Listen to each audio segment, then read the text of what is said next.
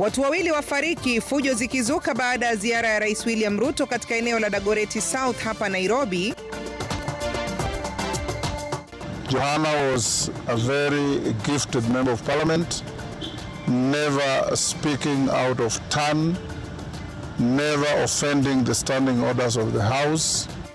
Rambirambi zazidi kumiminika kwa familia ya Ng'eno, ibada ya wafu ikipangiwa Jumatano kabla ya mazishi yake Ijumaa.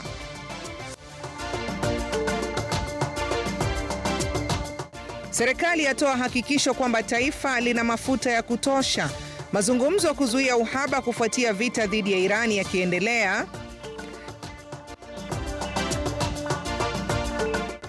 Na hata wamama wanaweza kuwa leaders. Kama mimi niliwahi simama MCA Matau South Ward. So mama mjane pia anaweza kuwa leader. Na kwenye mwanamke bomba tunamwangazia Magdalene Ramoya, mjane anayewapa tumaini wajane wenzake huko Busia.